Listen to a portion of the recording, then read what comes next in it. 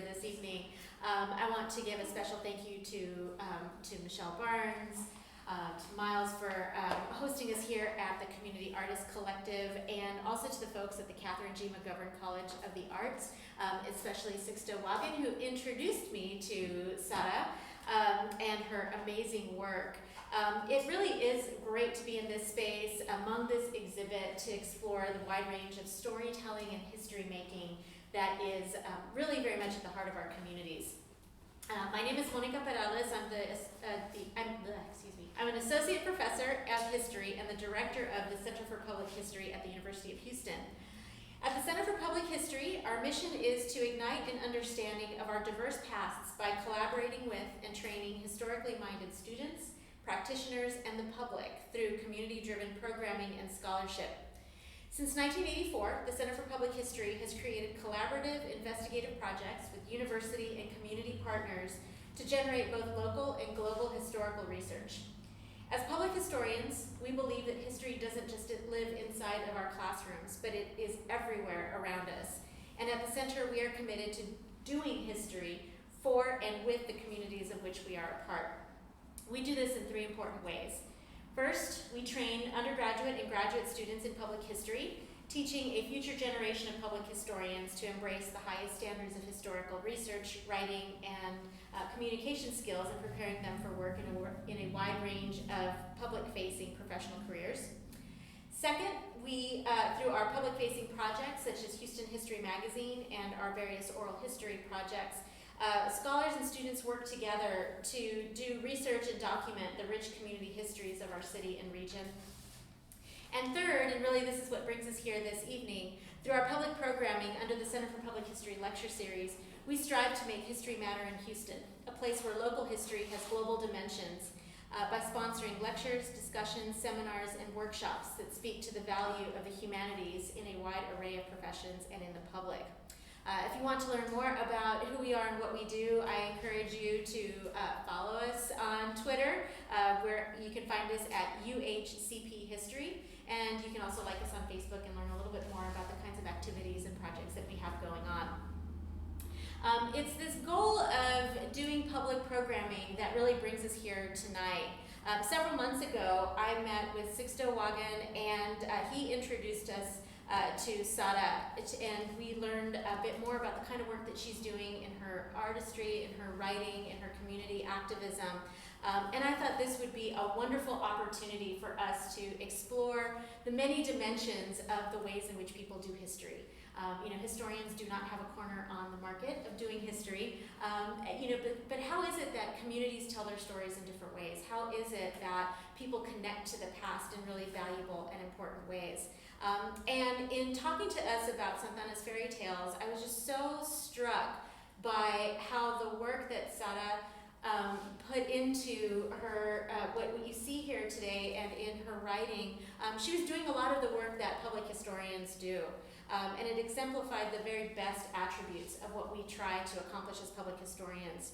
It's work that engages the public to be a part of the process of documenting the past, for the public to document this past in their words and on their terms.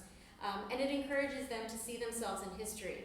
It makes critical connections between the past and the present. These are the values that we strive to teach our students and to bring to our own work in the center, and I am certain that Sara has so much more to teach us this evening. Just a few words for those of you who don't know about Sara Rafael Garcia and her work. She is a writer, a community educator, and performance ethnographer, and she is also the 2019 Kathrine G. McGovern College of Arts Project Row Houses Fellow, and that is quite a mouthful. She is the author of Las Niñas and SanTana's Fairy Tales, founder of Body of Writers, a reading and writing program aimed to empower youth through creative writing, higher education, and the cultural arts, and also Libromobile, which is kind of a mobile, not really a bookstore, it's this amazing project that provides books and also an important critical literary and artistic space for the people of SanTana. Over the last 12 years, she's taught English as a second language, Spanish, and language arts to students of all ages.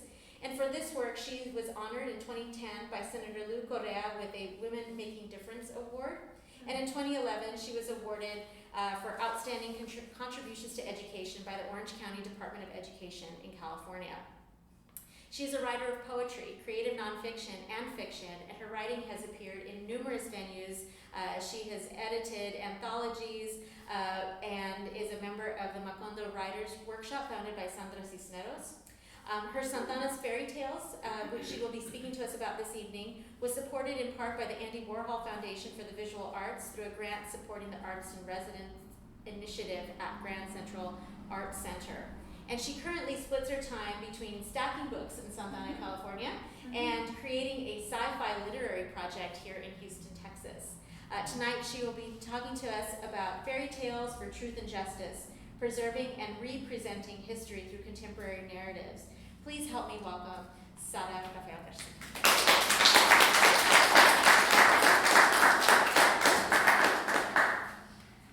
Welcome to everyone. Juan, you wanna join us, or you can stand on this side if you want to be more engaged in the space. Juan is from a class that I spoke at yesterday, so.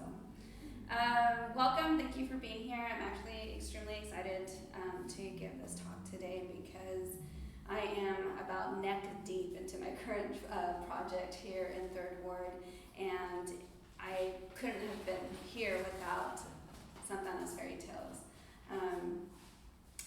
I always like to tell a little bit about myself before any talk because I think it's extremely important for people to hear my testimonial of how I am in this space today. And part of that is my history, my own personal history, but also my family's history. And I am the child of immigrants. My parents came to Brownsville, Texas in the early 60s. They were preteens, and they probably had a lot of struggles that they have never shared with me. I've only heard it in little parts of their lives, and on top of that, they dropped out the first year of school, and they both ended up going to get a GED. I'm also the first one in my family born in the United States, first grandchild on both sides, and as a woman, that comes with its own obligations and expectations and disappointments. And I'm also the first one to go to school in the United States. I spoke Spanish first, so I went to school in SanTana, California at 5 years old, and that was the first time I learned English. So I was very much rerouted through the ESL programs until my parents taught me to lie and told me to tell my teachers that English is my first language. So with that alone, that experience alone changes the course of your cultural upbringing and pride and again, disappointments. And then, fast forward, I'm also the first one in my family to go to college. That alone has a whole other story behind it, mainly because no one in my family had gone to college before. So I was told, don't get pregnant, don't join again, finish high school, go to college, right? Those were my expectations. And then, the world changes when you get married. But no one tells you about financial aid. No one tells you how all the paperwork that you need to fill out for college. And for the young folks that don't understand, this is before the internet, so there was no Google. So trying to get yourself anywhere without technology was a whole other level of expertise that only came through word of mouth. So I put myself through community college for 4 years. I worked full-time, moved out of my mother's home at the age of 18, which more disappointments for my family. That in itself started a whole different course of life for me. I didn't really learn about financial aid until I transferred to Texas State University, which was then Southwest Texas. And the only reason I went there is because I knew one person that went to college, and that's where they went, and I figured they'd let me in. And so that's how I ended up back in Texas when I was 20 to 21. So fast forward, becoming an artist was something that I don't think was ever an option growing up. We didn't do extracurricular activities because they cost money. And then we lost my dad when I was 13, and my sister, I have 2 younger sisters, so that changed the course of path for us as well, and my mother's path tremendously. And so I think it was always about being independent and not ending up in the position where you don't know what to do if the person you depended on was no longer there. So it was always going to school and working. And it wasn't until I did have that so-called American dream and worked on the 29th floor of the Macy's building in downtown LA and did national marketing. And I was unhappy and I had money in my bank account and realized that I didn't know what to do after that, right? I was 30, I was still not married. That my own family had issues with that. And I still didn't have children. So I decided to leave the country and I went to live in China for 1.5 years to teach English and become a writer. The same argument I had with my mom leaving at 18 was the same argument I had at 30 to go to China, which ended up with me locking myself in the bathroom both times. So, there's a lot of cultural expectations, and I think, in our culture, if you're coming from working class or immigrant families, or at this point, anybody that's working class, Black, Indigenous, POC folks, people of color, art is a privilege, right? So when I decided to be a writer, I had no idea what that decision meant. I had no idea what it would entail, and when I ended up going back to school in my late 30s to go to grad school for my MFA in creative writing was after my first book came out, and I realized there was a lot of things I didn't know about the writing industry. But I think what I learned from my MFA experience is that the system, the institutions still haven't changed much since I started ESL class in my elementary years. There's still an expectation, there's still a dominant voice, and there's still obligations that you have to fight against, whether they're cultural or gender or socioeconomic. I faced the same issues in my MFA program in my late 30s that I faced my first years in school, and that had to do with language and culture. My writing got pushed back a lot because I used too much Spanish. I was told to sprinkle it in. My characters were too stereotypical, so they had to be less Mexican, or they weren't Mexican enough. But when my counterparts, which were usually white males, wrote from Mexican culture, they were praised. Like Hemingway and McCarthy are often praised as well for using Spanish in their writing. So I think it goes back to how do you transform an audience to see beyond what is expected of you, right? And I had to change that for my own family, and I had to change that for my own self when I went to live in China, and I also had to change that when I was in the MFA experience. And I think a lot of it has to do with knowing history. And for me, I wouldn't share my history. I would not have given this testimonial in any of my jobs prior to being a writer. No, the least they knew about me, the least they knew how not sophisticated my family was in this realm, then the better off I was at more opportunities. And now, I want everybody to know my journey, because it is important. It's not just for me, but for the people in the audience who are seeking that journey, right? And that's also part of history. And how do we empower someone to not have the negative experiences that we've already had in the past? How do we tell them, this is the way I did it, it's not necessarily the right way, but this is where I'm at now. This is how you can do it and still get where I'm at without going through this other stuff over here. And so that's what's inspired me when I had to develop to being more than a writer. And that came out of need. I'm not gonna lie, I was on public assistance, couldn't get a job. I was teaching ESL for $25 an hour, 6 hours a week. I was teaching language arts for about the same, another 4 hours a week. And I, worrying about where I was gonna live and how I was gonna eat for the next 6 months was difficult. So I started what are these artist in residence programs that the other folks were talking about? And that's how I ended up being an artist. It was basically out of need. The same thing that drove my family to cross the border and be here, out of need. So fast forward, how do I end up with SanTana's fairy tales? Well, during my MFA program and navigating that space, I started pulling away from what I wanted to write because I didn't want to put my culture in workshop. because that's what was getting workshopped, my language and my culture, not my plot, not my characters. And I said, well, you know what, at one point I went through the assimilation and just stayed quiet, and at one point I said, I'm paying for this, I should get something out of it. And that's how Zoraida and Marisol came out. I was in thesis here, and Zoraida Reyes was killed, and Zoraida was from SanTana. And I'm watching my community from afar, because I'm in Texas. And, you know, the whole community was in uproar because the first media headline that covers her murder makes it a man-on-man crime. They removed all agency of her life.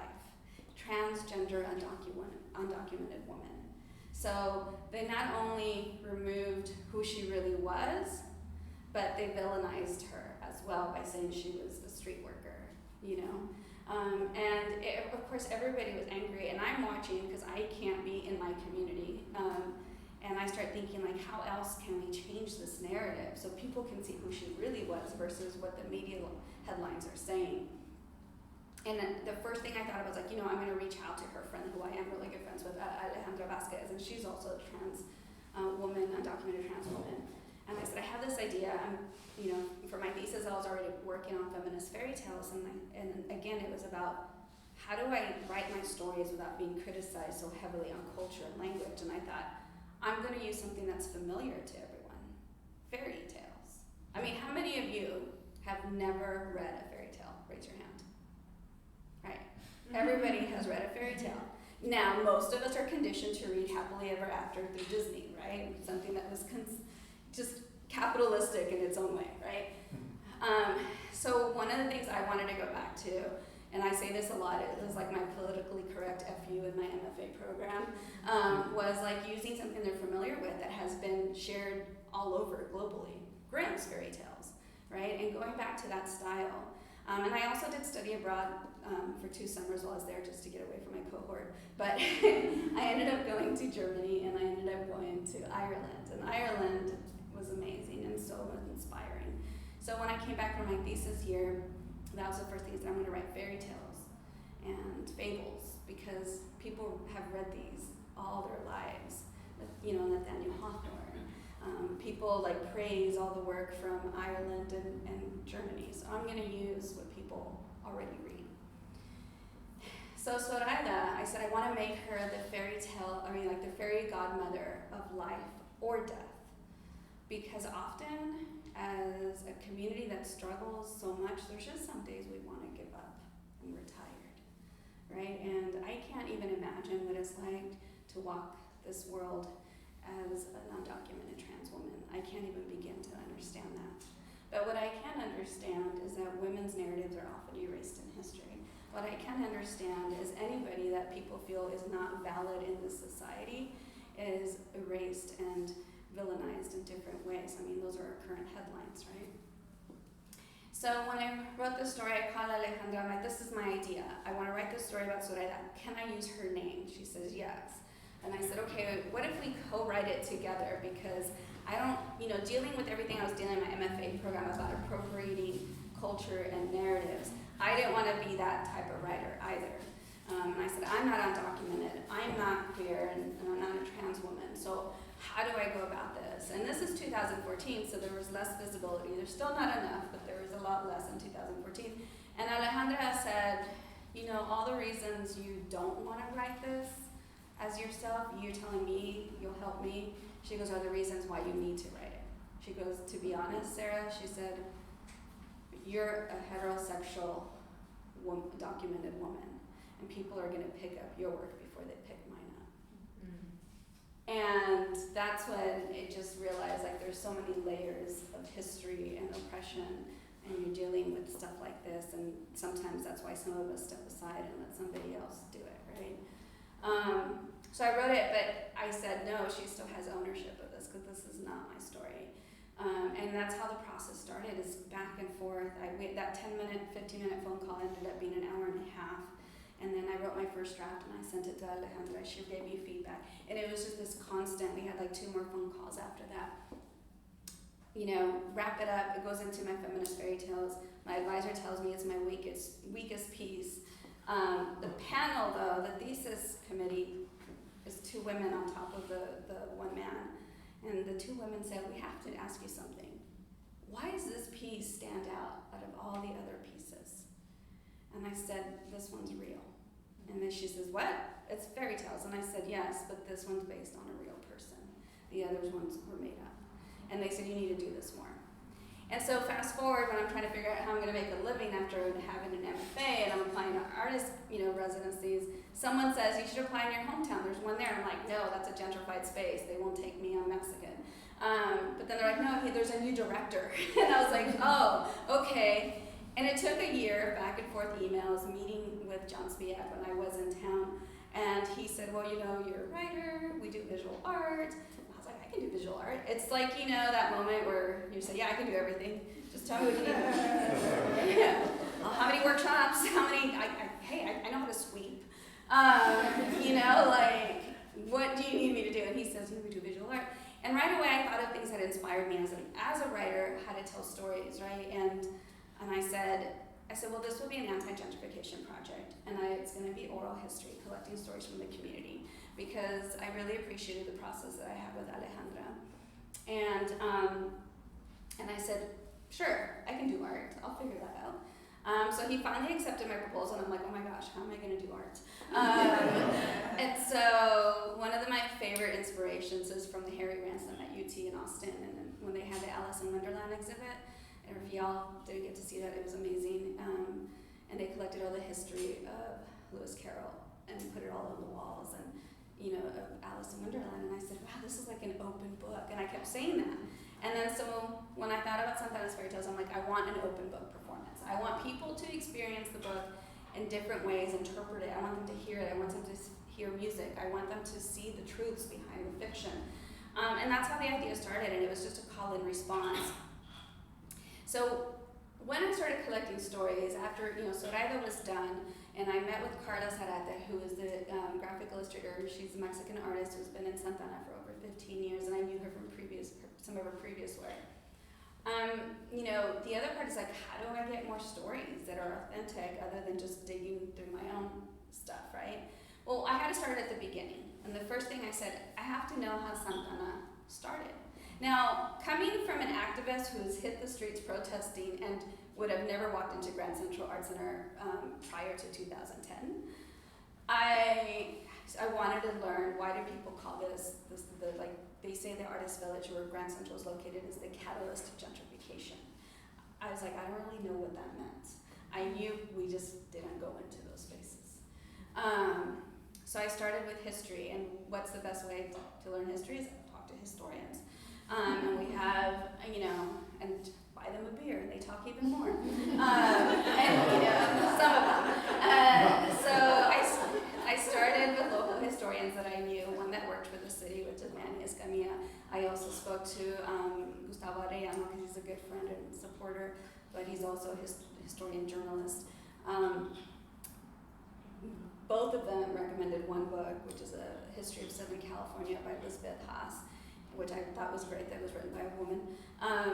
And I start reading and flagging, and I literally started digging through history through reading what I needed to read. I mean, one of the best parts of academic books is that they have indexes, so I don't have to read the whole book.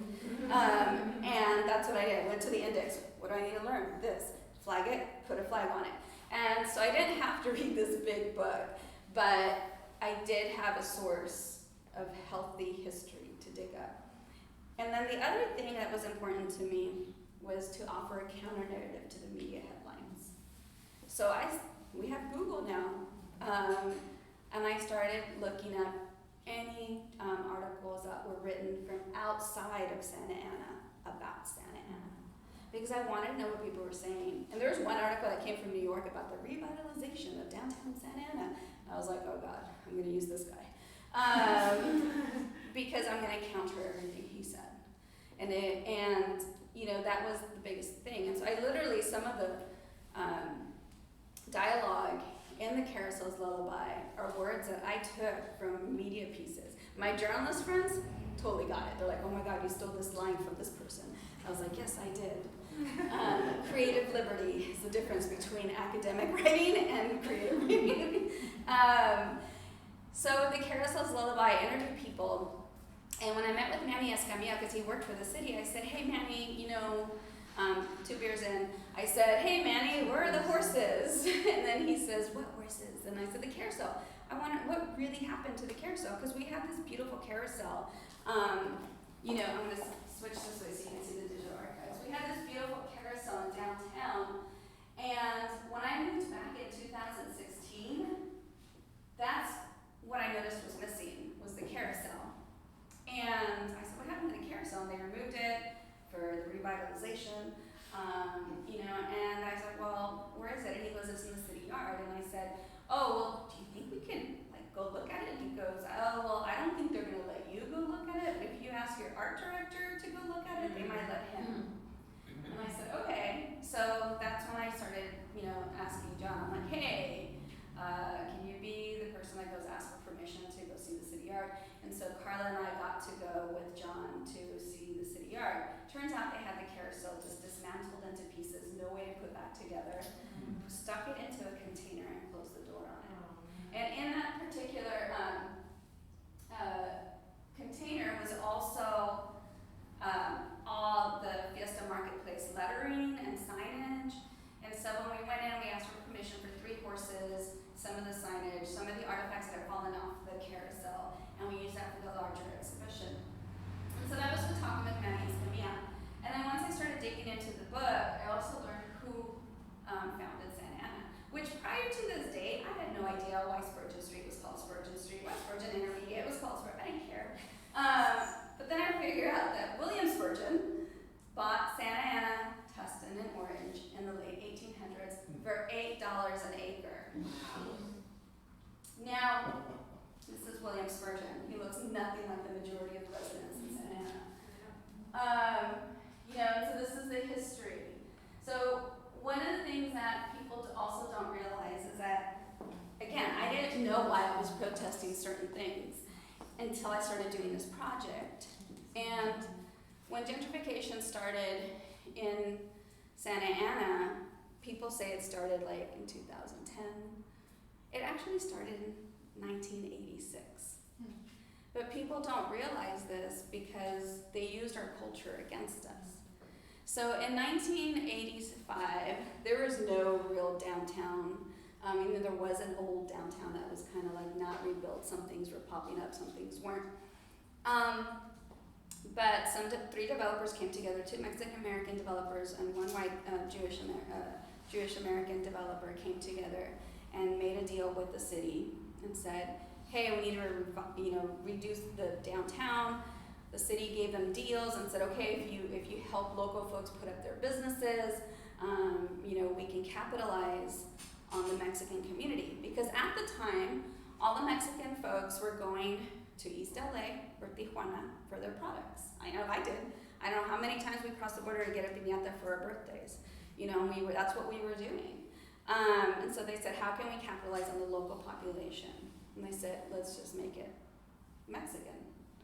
And it wasn't until I went to Guadalajara a few years ago, 3 years ago, that I realized that La Calle Cuatro was a replica of a streets in Guadalajara. In Guadalajara, you have streets and streets of wedding boutiques. In Santa Ana, we used to have a whole 3 or 4 blocks of quinceañera shops. There's still some there, but not many. There's a couple next to the trendy barber shop, tattoo parlor, and the bars. And so when I realized that, I said, oh my gosh, this was never about us. It was about the money. So when the developers made the deal with the city, they were put on a time lease, right? So they had 25 years, and then after the 25 years of devoting their time to local vendors and local folks and businesses, and the developers can do whatever they want to downtown. In those 25 years' time, the Jewish white family bought out the 2 Mexican-American developers. So the same person that put the carousel in is the person that took it out. But that's not what we know in our community. We think ethnic cleansing, they're taking out all the Mexican stuff. And when I was doing this, I was like, it was never about us. They used us. We were the excuse to make money. And in those years, we never rose up to own capital. And that was the true problem. is that none of us own our own homes, none of us really own our own businesses, and so how do you fight money without money? You know, and that's what I learned. The very first thing I learned in this project, which really changed my frame of thinking. And you know, and you fast forward through the digital archives, and you see the hate that comes out of that, right? I mean, there's a kid who did this drawing of, you know, about the carousel being removed and they used profanity, and it was again for a protest against the current developer, who has been there since the early 1900s. So we're not fighting a new developer. This family has been there since the early 1900s. And that was a big eye-opener for me, and that's when I started digging even further. And so the Carousels Lullaby, that's what the story sits in. It starts with the history of the space and the disappearance of this carousel that becomes very nostalgic. You know, like the nostalgia behind the carousel and the community still. People still walk by the carousel, and it's literally feet away from my current bookstore, Libro Mobile. And they're like, oh, there used to be a carousel there. I'm like, yeah, I know, I have the tattoo. You know, like, you know, and it's like, there's ghosts that exist in our city, right? But on top of that, we also have the political issues, because Santa Ana is 80% Mexican American, with a large unaccounted, undocumented population. We have the generic stereotype headlines of gangs, of quote unquote illegals, you know, criminals. Does anybody know where Santa Ana is actually located? Oh, yeah, we're from California. But for those of you that don't, do y'all know where Disneyland is located? Anaheim, right? More or less. Do you know where Newport? More or less. Real Housewives of OC? Yeah. I always tell people that Santa Ana is between Disneyland and the Real Housewives of OC. We're like, we are the people of color city in between. And, you know, around that area, it's very Texas-like in the sense of politics. There's a lot of blue spots, but it's mostly red in Orange County. So everybody says don't look behind that orange curtain. That's like a thing in Orange County. Because, you know, we have a long history with the KKK there. We also have a history with Black Panthers there. And we've always had immigrants. Because prior to William Spurgeon buying Santa Ana, we've always had citrus orchards and strawberry fields. So the reason that immigrants would come there, and Santa Ana, we often say, is the largest border town without a border, is because someone said, hey, well, they said it in Spanish, hay una ciudad acá que se parece como nuestra ciudad allá. You know, like there's a city here that looks like our city over there, so you should come here. So if immigrants didn't go to LA, they ended up in Santa Ana. And it's still, we get immigrants all the time. So it is a huge immigrant population, but the politics are very similar to the idea of folks that don't want immigrants around. We have an all Latino city council. That doesn't help us. You know, call them Hispanics for a reason. And it's because they play on the politics. Although they turned into a sanctuary city 2 years ago, which meant they had to cut the contract with the sheriff's and ICE department. They just gave the police department a $29 million increase. So, and we have the same homeless issues that Houston has. There's no difference. So this is, again, all this history that came out of this, and how do I turn these into stories? Well, I let the community become the characters. And the Carousels Lullaby, we're talking about gang injunctions. We're talking about young men of color disappearing. Parents think they're disappearing for this nostalgia. The reader knows they're disappearing because of police brutality. In Soraya de Marisol, we're talking about trans lives not being visible, not just in Santa Ana or across, you know, around the world, but in our culture. We're talking about a mom that's okay with her son walking out of the house because nobody wants to mention that he's gay. You know, and she sends him with a blessing. And so these are the stories of the community, and you go through just a house. And that's where I learned a lot about affordable housing, as well as a lot of how how city council and federal folks manipulate what is supposed to be good for us into something that leads to something negative, right? The same way that downtown was developed, a lot of people don't know this, but affordable housing is also on a time lease. They get X amount of years to keep that building affordable, and then when that time is up, they can do whatever they want with those apartments. So it's just a catch for us to say yes to them in the community, and we don't think about what's going to happen to the people that come in 25 years later, right? Or the people that are going to have to leave 25 years later. And that's what happened with this Just a House. Has anybody seen the movie Up? It's a great movie that's actually anti-gentrification, and it has it's a white community, so it's not even deals with the race issue. But it is about, development. So we have an Up house in SanTana, and I would have never known this if I didn't start asking people. So every time I met with somebody, I would say, hey, is there another story that you can tell me about or direct me to? And people just started telling me stories of SanTana that I never heard. Like, I didn't know the history of how La Calle 4 came to be until I did my research. But then I also didn't know we had an Up house. And I've asked, what do you mean we have an Up house? And they said, oh, there's this lady who fought for her house. You should talk to them. Now, right away when I heard this story, I had already heard of Modesta Avila. Because Gustavo Arellano actually wrote about Modesta Avila. And Lisbeth Haas starts her whole history book in Southern California with Modesta Avila. Does any of you know Modesta Avila? Oh, this is great and sad. Because again, there's great story tells. So with Just a House, I had to do my history in the Lacey community. And the Lacey community, until recently, was predominantly where a lot of undocumented people lived at. Why? Because it was by the train station, and it wasn't trendy back then to live by the train station as it is now, right? And so nobody wants to live by a train station. Why? Because it's noisy, and there's transient folks, and things happen at the train station, right? So that's where most undocumented folks were living, because it was cheaper to live there, because if you have a train run by your house, it used to be cheaper. And there's this beautiful new apartment community, affordable housing, which to me is ironic that they did it in Spanish tile style, but then there's this one little tiny house kind of plugged into the apartments. When I heard this story, I automatically thought of Modesta because of the train connection, but also because she fought really hard for her family's land. Modesta Avila, around the same time that William Spurgeon bought SanTana, Tustin, and Orange, Modesta Avila was fighting against the railroad system. And her family had land by San Juan Capistrano and ranchos and farms and stuff. She was also the only English-speaking person in her family. That's how I also relate to her too, because with that comes a lot of obligations. She started speaking for her family at the age 12 to fight to keep their land. She heard through what I say chisme, right?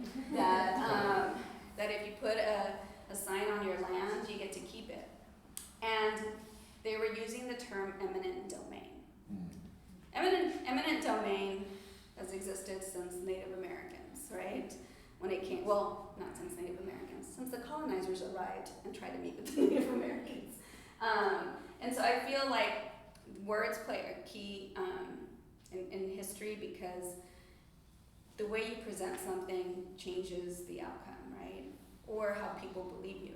So if someone says we have eminent domain, that means, oh my gosh, that's scary, they have all control, right? But in reality, they don't. They just use that as a tactic to cause fear, words that you don't understand, legal terms. But Modesta was fighting it. She put up a sign and said something, this land belongs to Modesta Avila. If the railroad wants to build here, they'll have to pay me $10,000. $10,000 is a lot in the late 1800s. She learned if you held up clotheslines in your land and you can prove that it's being used domestically or for domestic use, they couldn't take your land from you. Animals too, like if you had your farm animals spread out, then it would show that your land was in use. She did this until she was 18. And what happens in this country when you turn 18? You're treated like an adult. Yes, you get treated like an adult to some extent. So she was taken to court. And she was taken to court for obstructing development of the railroad system. And she lost. she became the first felon out of Orange County. This is her picture, her mugshot. Not only was she the first felon out of Orange County, but she was admitted to San Quentin. The first woman in San Quentin. Do you think she would have been admitted to San Quentin if she would have been a man and did obstructed development? So this goes back to like gender issues in history too.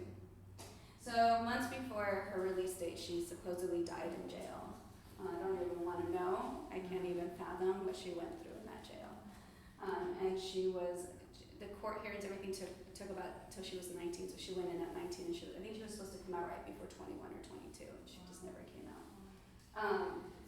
So, digging up this history, it was also really important for me to talk about folks that have no agency. Or agency gets removed from them or erased, right? And we're talking about Zoraida, we're talking about Modesta, and just a house that's about women, right? One of the things that's projected into this project is my mom became prey when my dad died. There was people circling around my mom with 3 young girls, and this is part of history, how women get erased and how they get, used through the process. Same reason a lot of white men married Mexican women or women with land in Southern California, because if you married the woman with land, that land became yours. So that's another form of eminent domain, right? I like how it's mostly women go, and then, so we have all that stuff. But another thing that's important that I learned in history, besides eminent domain, and for me it was important to insert the historical piece of Modesta, because she's just starting to surface into the media, and now there's so many of us that appreciate her in Santa Ana in Southern California, and she's been dead for a long time for us to just be hearing her story. But also I made her the spirit who counsels women on how to keep their homes and just a house. And the woman who actually owns her house gets to keep her house. The woman who rents is the one that gets pushed out, So through Just a House, that's what happens. And it also teaches us that affordable housing is another form of pushing out community, because affordable housing comes through federal funding, and federal funding doesn't allow to give folks that were undocumented an opportunity. So the way they cleaned out that Lacey community was by putting in affordable housing, because undocumented people would not be able to apply to live there. Again, I didn't know any of this before SanTana's Fairy Tales. And then fast forward to Hector and Graciela. That's an homage to Hansel and Gretel. And I took the idea of a mixed status home of kids who are born into homes that parents are undocumented, but then the kids become U.S. citizens. So there's a lot of misconceptions that just because you're born in the United States, you have all these privileges and access, but there's less access for kids who are just still dealing with undocumented parents when it comes to housing and rights and fear, because there's an ultimate fear,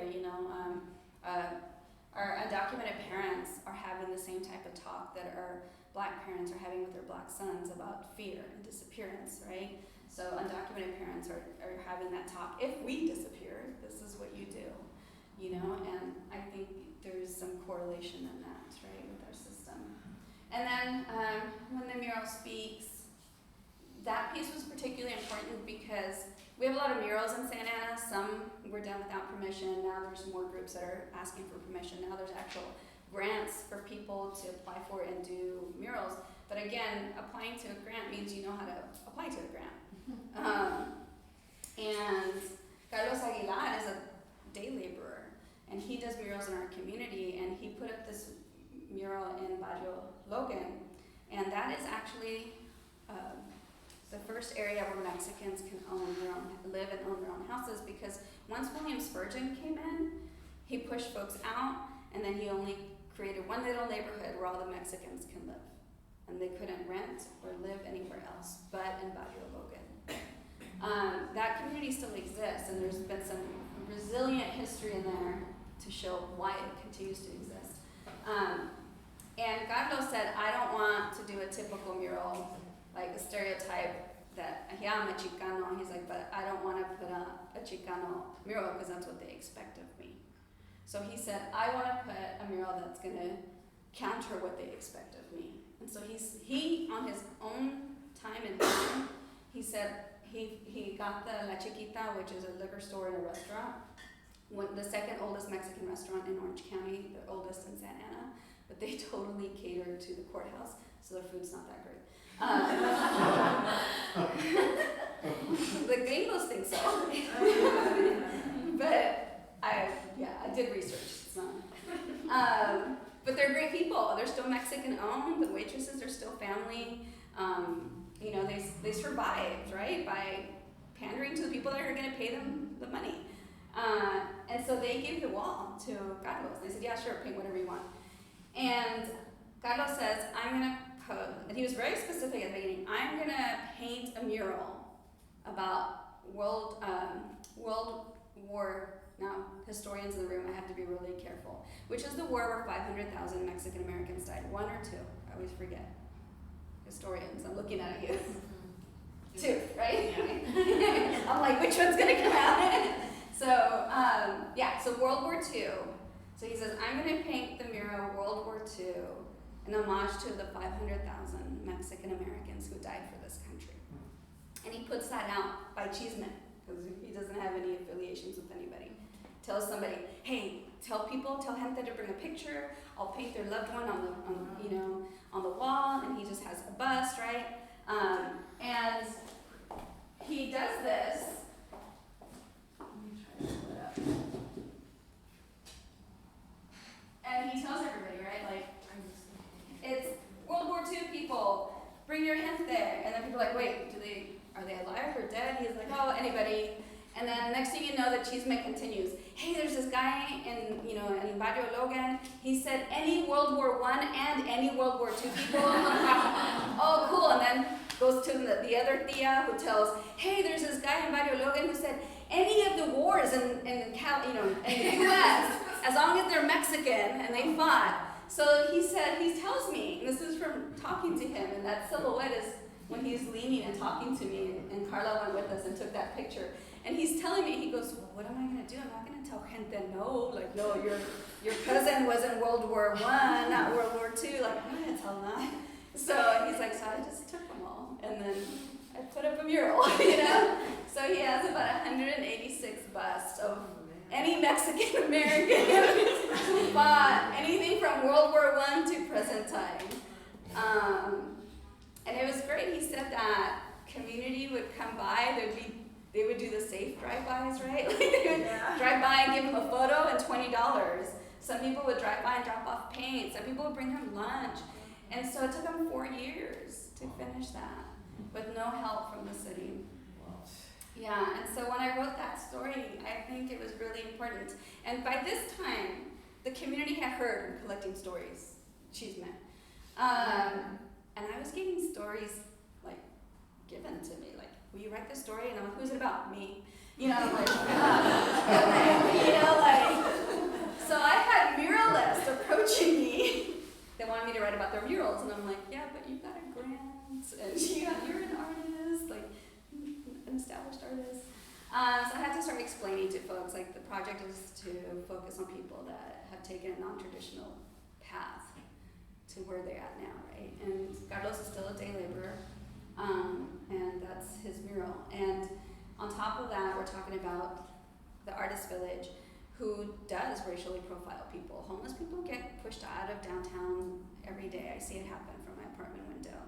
And someone like Carlos could not walk downtown that easily without being racially profiled. He's always wearing, his construction gear, and the truth is, if they see him downtown, they're probably gonna judge him.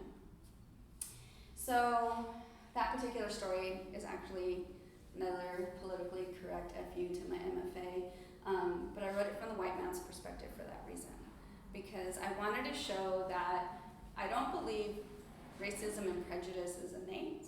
I think it's built through society and institutions, but there is a possibility to create empathy and change, right? And so if I wrote this story from the district attorney's perspective, who was a district attorney for something like 40 years, who put in gang injunctions, who put in graffiti laws in Orange County. And all of a sudden, if you're not the chosen artist, then you are now, a graffiti, so therefore it's illegal, right?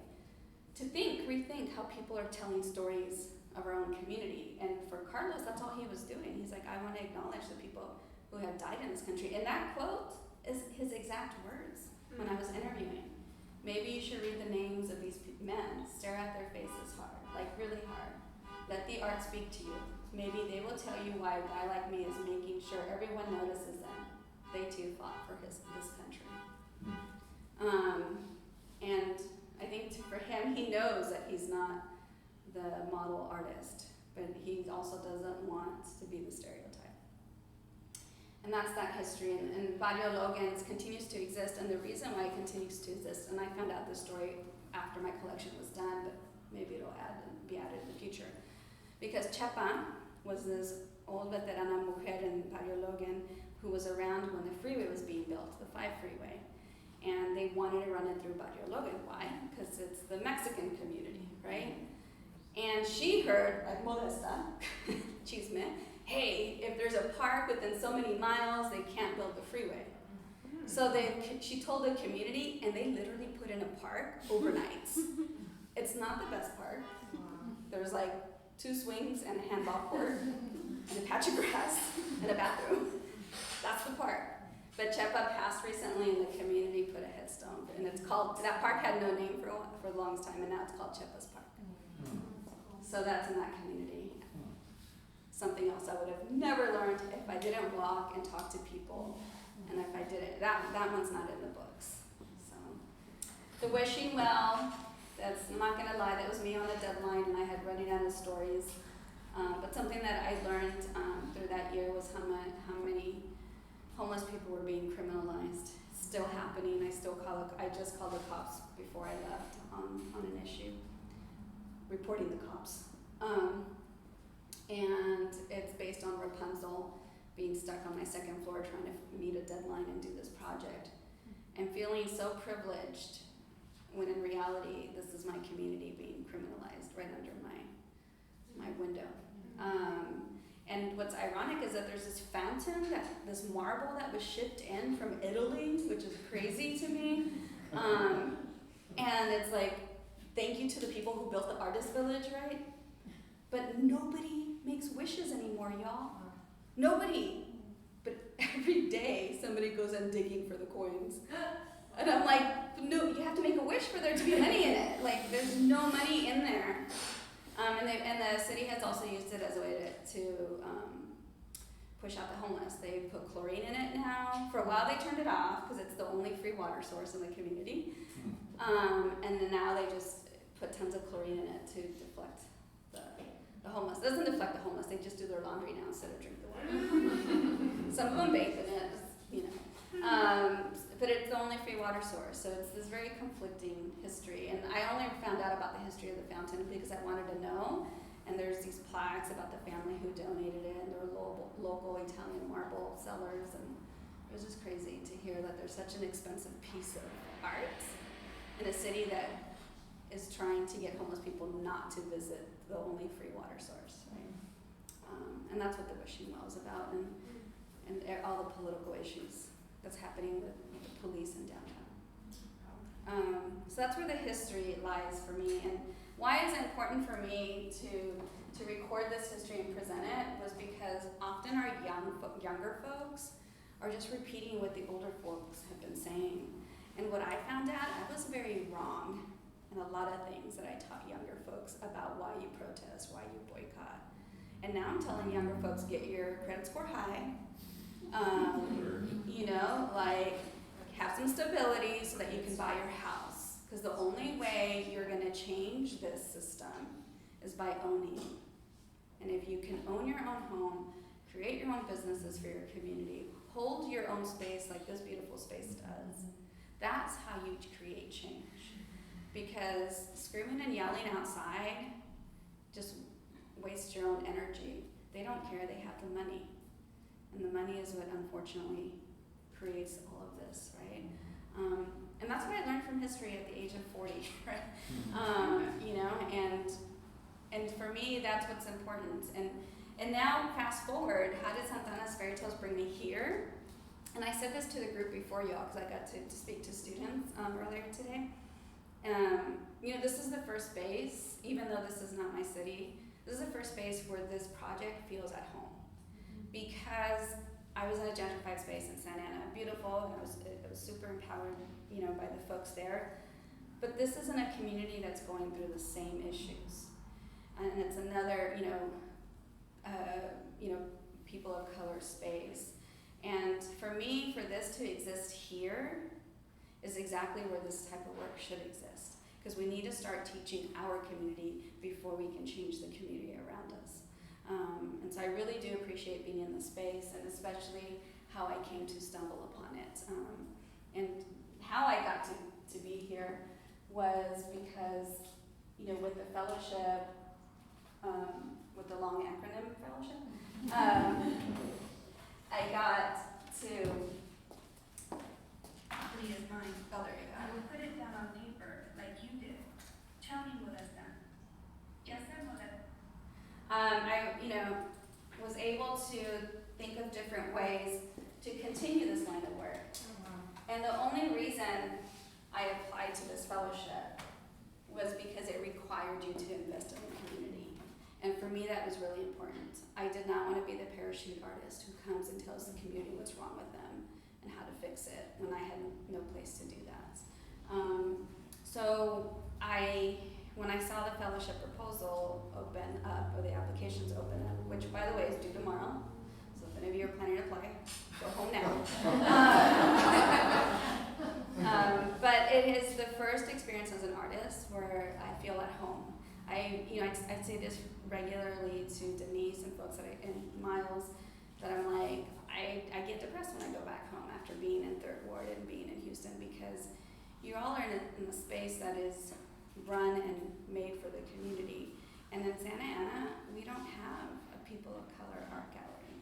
They're all run and established by institutions or white folks, and it doesn't reflect our community. And this experience with this particular fellowship has really taught me how important it is for us to learn about each other. Pitching the idea to Project Warehouses and U of H, I was basically using the foundation of this and moving forward. Like, how do we do intersectional work? Because Santa Ana's Fairy Tales is very much Mexican and Mexican-American history in Santa Ana, right? Well, could be adapted to across the nation if you're talking about gentrification too. However, it mentions none of the other folks in the community. We have Vietnamese, we have Cambodian, we have Hmong, we have Muslim folks. And I thought, well, I need to learn how these things are affecting everyone. So when I come into Third Ward, right away I was super excited, but then I was super, I have doubted, right? Like I doubted myself, because I said, who am I, Chicana from SanTana, to come into a predominantly historically black community and say that I can do their research and their history. So there was 3 months of solid imposter syndrome settling in, and I thought, I need to know who the community people are. I need to find a way to learn. But the only way I can do that is by not asking the same questions they get asked and asked before by researchers, by visitors. I need to know their history so I can ask different questions. And so I literally started reading, and I'm not kidding you, I've been telling everybody for this project, like my coined words for SanTana's Fairy Tales was 75% true, 25% glue. For Third Ward project has been, I'm reading 10,000 pages to write 100. Because that's how much I need to know before I can even scratch the surface in someone else's community. And so I'm gonna you get a sneak peek. Nobody else has really gotten this. Well, I lied. The students in the classes I presented got it. But Ms. Barnes just saw this today, so it is totally a sneak peek. And one of the things that developing out of Santa Ana's Fairy Tales was continue with the history building. And how do we not just make it intersectional in race and gender, but make it intersectional between arts and academia, right? Like, the idea is research should start in the community, not in the institution. It should start in the community and then can be shared with the institution, and and then it should come back to the community. Because often people write books about us that we can't even afford, you know, and we never read those books because one, they're in languages that we don't speak, which is academia, and they're in prices that we can pay our phone bill with. And that's the truth, you know. When SanTana's Fairytales came out, another book came out, it's called Latino City, written by another SanTana, great academic book that really explains our whole history in Santa Ana. $85 for the hardcover. Wow. $50 for the paperback. Rutledge.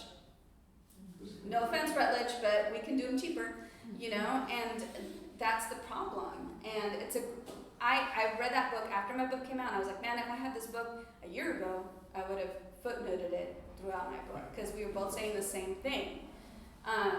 And we presented together often, and he would invite me to his class all the time to talk to his students. And his students like, oh, I get it now. And he's like, oh, like, I didn't get it when I said it. And I think, again, you know, the part is making this information relevant, not just culturally, but the words that we use. Because how do I explain this to my abuelita? How do I explain this to this elder lady who's trying to like save her home, right? And so, moving forward, we have now Reality Check Third Ward, which happened, you know, way into the project. I've been coming once a month since February, and I come 1 to 2 weeks at a time, and this time I stayed for a month for the last part. But it wasn't until I met Denise Lopez, who works here as well, and she co-founded Audio Radio, that I really got to meet people in the community. Because at first I felt it was very intrusive for me to knock on people's doors as an outsider. And two, there's just some people that are like, oh, you're already in a privileged space. I don't want to work with you because you're getting paid to be in my community. That doesn't make sense, you know? And so how do you navigate that? And for me, I was just like, totally get you, 100% respect.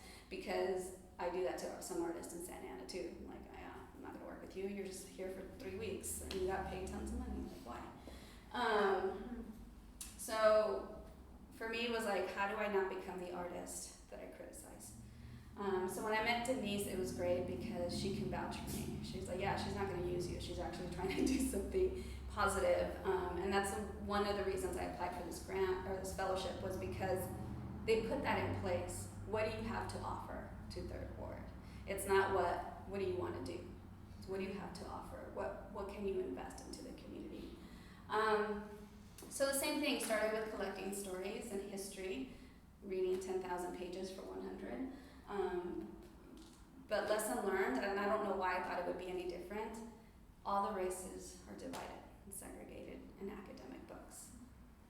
I had to read Mexican history books, I had to read Black history books, I had to read Asian history books, I had to read then gentrification, you know, urban development books, and then I had to read, you know, white people writing about black people books, and then I had to read like all these books that I had to read, and then being able to decode them and be like, you know, I just read a history book about the bayous.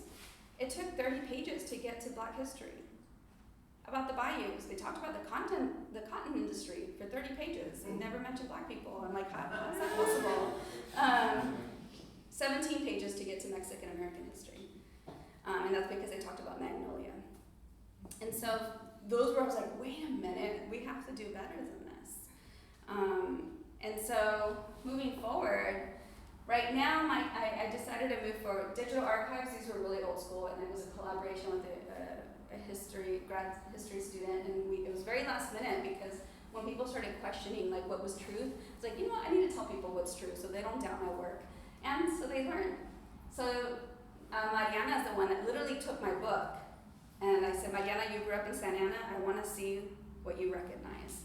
I had no hands in it. She read my book and pulled out all the history on her own. So it was really cool and really affirming, because then the history's there and she caught it. And so all the digital archives were done as, again, like a call to response, like the whole project with the art, with the music, and even the digital archives are call and response. With Reality Check Third Ward, it was really hard to start with finding collaborators, so I said, I'm gonna have to teach myself, and I have to leave something here. So when I met Denise with Audio Radio right away, I was like, you collect oral history from the community. So All Real Radio has an app, you can download it and you can listen to them from your phone. It's Denise Lopez and Drew Evans who have a morning show, but they also invite all kinds of other folks in the community to come and do their shows that cover different music, that cover different topics. I think Drew and Denise are the funniest because they just have two different vivid personalities and they talk what they feel all the time. And a lot of times it's politics, other times it's just what cookie is better than the other. And they're both in multiracial relationships, and so it's also interesting how they talk about and navigate those spaces as a Black man, as a Chicana woman. So listen to them. But right away I thought, how can we work together? And one of the things that I said was, I'm not just taking and leaving something. So working with All Real Radio and doing the oral history part, we're recording together. So even if nothing comes out of this project, on my end after December, if we can't make it, if we can't finish it, All Real Radio keeps the archives. They're keeping all the audio and all the videos of the work that we're doing, because it's not my work, it belongs in the community. So it wouldn't be fair for me to take that and go use it somewhere else for my platform. That's not how this works. So the only way I will use it if it continues as this project, which is Reality Check Third Ward. If not, regardless, All Real Radio gets copies. And then the other thing that I partnered with was, again, if we want this reciprocity between academia and communities, there has to be a bridge. And I was very fortunate to already know folks at Arte Público, and Dr. Gabi Baeza is here right now. Gabi, you want to raise your hand? And phenomenal woman that is doing work through Arte Público's recovery project, and they're collecting U.S. Latinx history across the nation, and digitizing it also to make it accessible. And so right away I said, oh, maybe I can talk to them and they can have some ideas. And we've been talking, and I'm talking art lingo, and she's talking digital humanities lingo. We're both going, okay, we gotta find some common grounds. And I told her, I said, I want this to be visual, like sometimes fairy tales. I want this to be interactive, but I also want this to be accurate, accurate history. So right away, she showed me some of her fun tools, and there's this timeline. So now I'm moving away from PDFs on tablets. We're moving into timelines.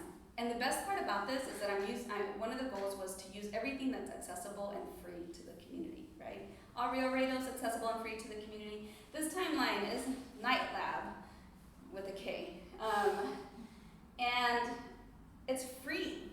And you would all think that I took a long time to make this, but I really didn't. It's not done yet, it's on prototype mode, but one of the things that I want to point out, I think I'm going to need your help. Oh, yeah, Miles, to help me with this before I knock it all off. I don't know how to put the keyboard somewhere. Make it safe. That was really good timing though, make it safe and then I'm sorry, Oh, that was all that's part of fine. the act. I'm glad you got that on camera. Okay. It's on camera.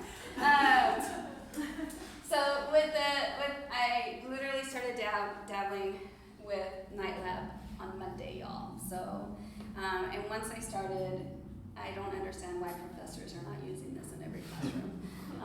And I don't know why people don't create biographies out of this either. So Reality Check Third Ward is a collaborative literary arts project which incorporates collective history and an oral time capsule chronicling the past, present, and future through regional and Black, Indigenous, people of color narratives in and surrounding Third Ward Houston. And that's what we start with that. If we go back to this, you notice it's a graphic illustration. So one of the tools that I'm using is my iPhone. I take a picture, and then I was able to, after like many trial and errors with apps, I found a free app that turns my phones into graphic illustrations, 100% free, or I take that back, $1.99 a month, to remove logos. And so what I'm using is an app, taking a photo with my phone, to document where I'm at now in history, converting it into a graphic illustration, uploading it to my Instagram account to do a video, but not really, like using that as my layout, putting in the words I want through Instagram, downloading it back to my phone and cropping it, and then uploading it to Instagram, and then putting it in timeline that is used through Google Docs Excel. So that's how you get this beautiful picture right here. And then the words of Pat Parker. I am a child of America, a stepchild raised in the back room. And Pat Parker is a writer from 3rd Ward originally, who family eventually moved to Sunnyside because they had to sell their business in 3rd Ward when she got sick and paid her medical bills. She, at 17, left her family's home to go live in the Bay Area, married her first husband, who was also minister of Black Panthers, but unfortunately he abused her sexually and physically, and eventually she was able to come out, and she was a queer woman who ran around with Audre Lorde and did amazing poetry. Her book, The Complete Works of Pat Parker, is like her living memory. She passed in her 40s from breast cancer and never returned to Houston. And these are the histories that we need to learn about, because the reason she left was because a queer, well, they weren't sure if he was queer, but the rumor was that he was a queer young man that was delivering newspapers, and a group of people in the community killed him. And they were never convicted for it because he was just a strange little kid anyways. And those are the stories that don't get told. And you think about, like, why do people leave? Same thing, Hampton, what you'll see in a bit.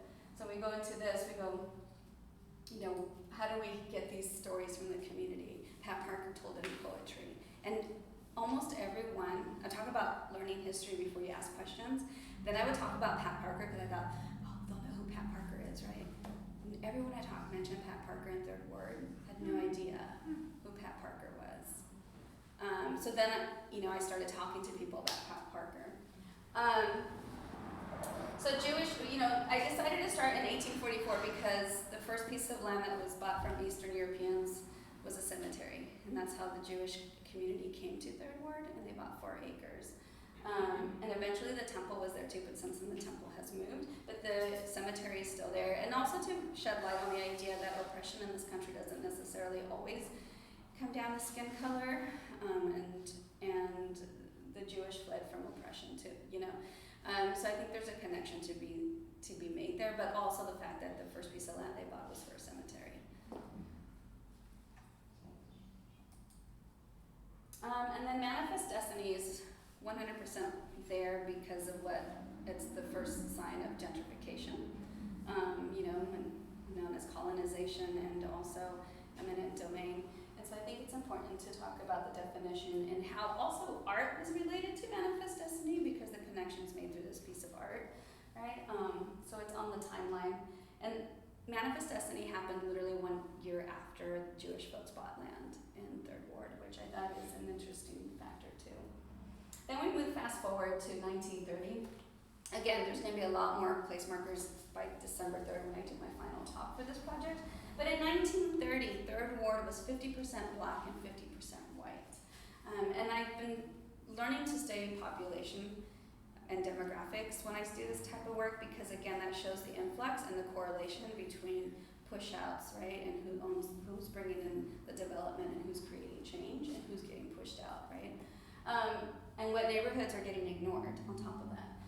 So then you fast forward, then you have John Biggers at TSU. Anybody know who John Biggers is? Only 3 people in the room. John Biggers is an amazing African-American artist who I had my biggest crush on when I first got here earlier this year because I didn't know who he was before February. And when I found out who he was, I was just so enamored by his style because he was doing Afrofuturism before it was even a term. And so I think it's really amazing the work that he does, but also because he was fascinated by shotgun houses. Anybody know what a shotgun house is? Yes. Why is it named a shotgun house? The ones that I've already sat through this lecture don't answer. Because the idea is that you can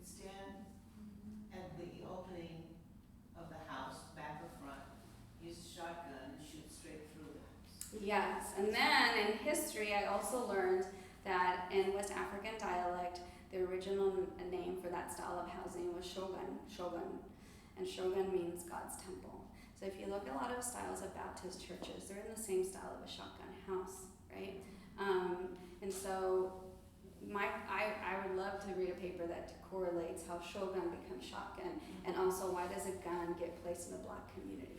The idea, this word being used to describe a black person's home, right? And so words become also something to trace in history.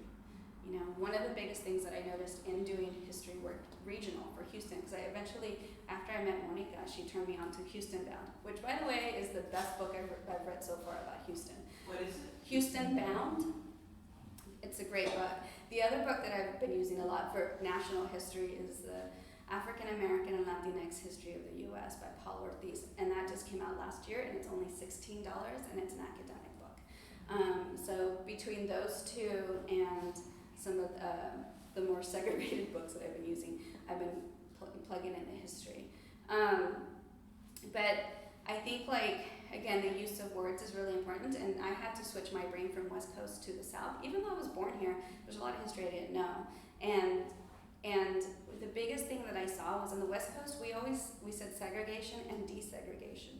In the South, they say segregation and integration. And I thought integration makes it sound so pretty, like so nice, like they're doing us a favor, you know? And it's like, but it's really just desegregation. You're removing the problem, supposedly, or making it build equity.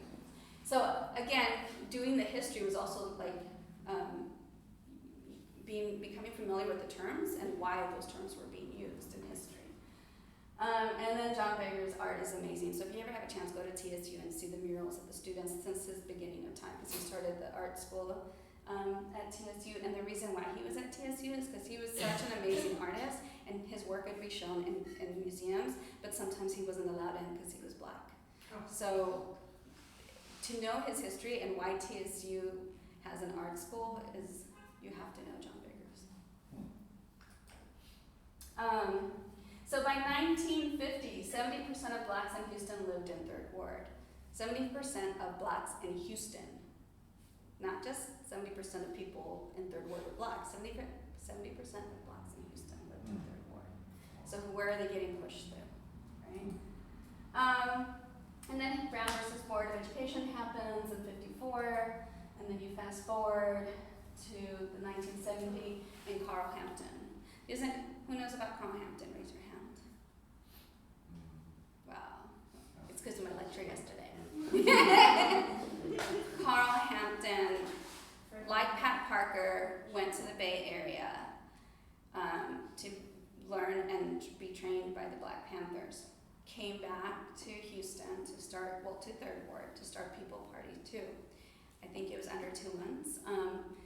He intervened while a black man was being harassed by the police for carrying a weapon legally. And the police were trying to take him away and were harassing him, and he intervened for his rights. Then they were going to arrest him, and he started running, and he ran into the People Party's house, and there was a standoff for 2 weeks. Eventually, the community came forward and started standing off in front of the house so that they wouldn't shoot down the house. And he was scared for his community, so he decided to come out and give a speech so that they would disperse and the cops wouldn't cause harm onto the community. But by then, the cops already had snipers and shot him while giving the speech. He was 21 years old. And history books that I've read during this time that are not covering Black history refer to this moment in time as very violent times in the Black community. No reference to the cops doing the violence, right? And so I think, again, this is why it's important to talk about intersectional history and how it all relates. Project Row Houses started in 1993 by 7 artists, Black men artists from the community, and that's how I'm here today. And then I put January 20th, 2016, Rise in White Supremacy. I showed this timeline to someone, they're like, why January 20th, 2016? And then they're like, oh, never mind. It took them a moment. And then, by then I'm predicting the future, right? So at this point, using all the history that I've obtained thus far, And we're talking about, there's, people have made predictions that in 2030, Houston is going to be a people of color city. It already is by numbers wise, like it's definitely dominant, however, not civically or economically. And again, this goes back to how do you fight against gentrification and, these issues of politics. Well, it's through numbers, not just in population, but in money. So the prediction is that in 2030, Houston will be a people of color majority. So going with that idea,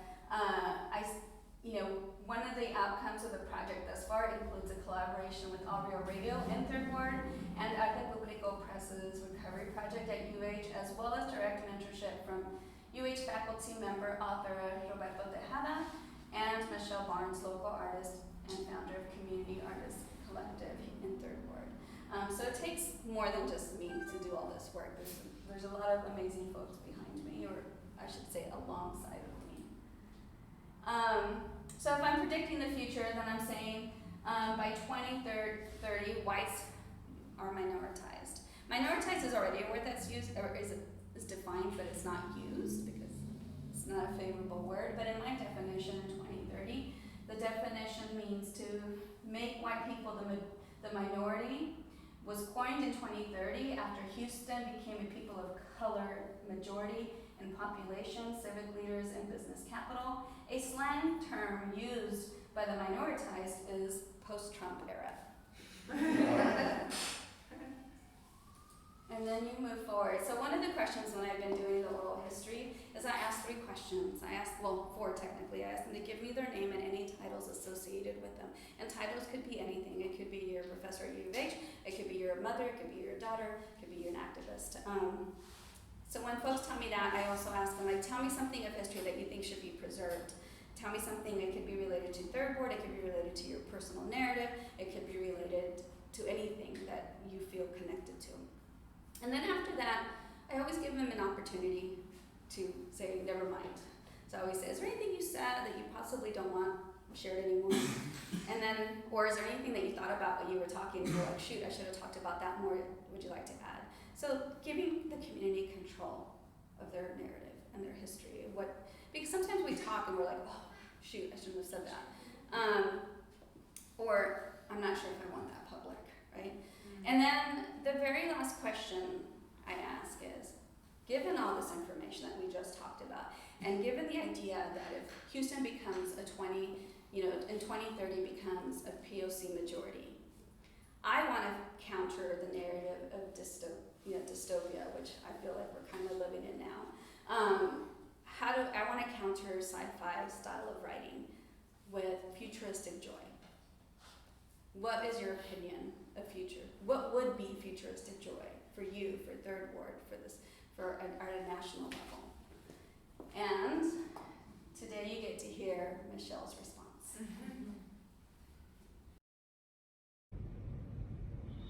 My reference point for futuristic joy is in the past. I remember growing up in Third Ward, this geographic neighborhood, walking alone and with friends, riding the bus with my parents, riding the bicycle with my friends and family, going where I wanted to go, having no fear. That's what I want for the future. I want our neighborhoods to be beautiful, not something to run from. I want our institutions to be sound, truly reflective, authentically, of who we are, what our aspirations are.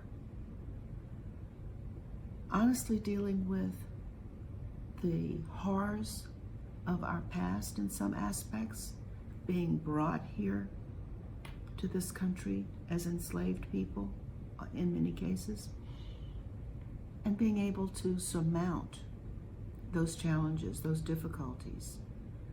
Growing up in segregated schools, leaving there ready for the world confidently, is something that I hope will be in place and bring futuristic joy.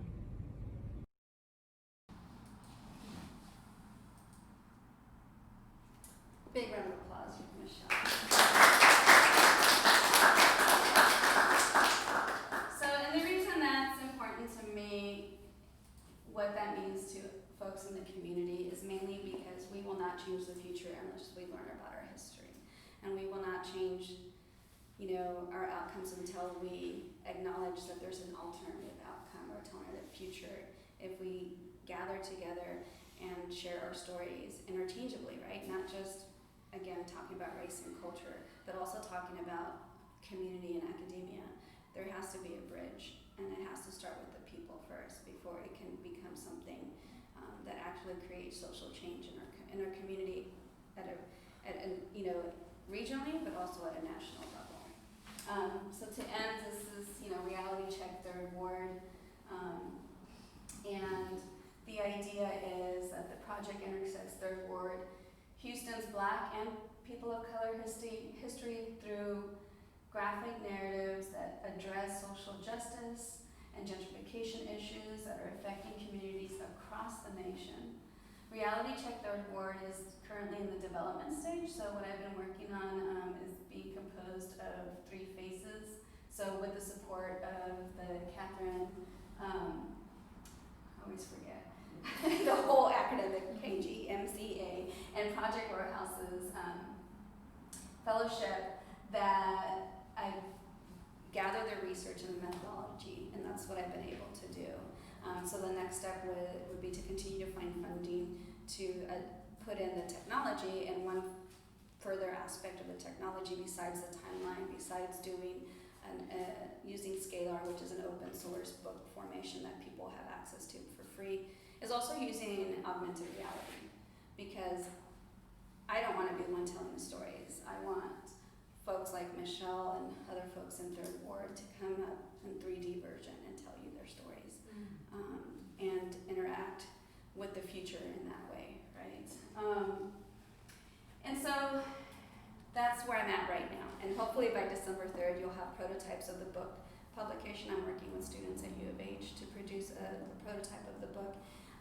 Hopefully we'll also have a prototype of one augmented reality piece, and the timeline will be completed by then. So, thank you. Wow.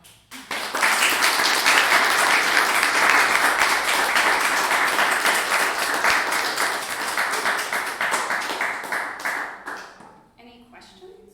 How can you decide what's going to go on the timeline? Right now, I'm basing it on historical points that intersect and kind of, they're parallel each other, but we don't know it. Like how Asians got to Houston, how Latinx dealt with segregation and desegregation versus how Black folks were dealing with it too. So I'm literally pulling pieces that intersect in time from the different communities.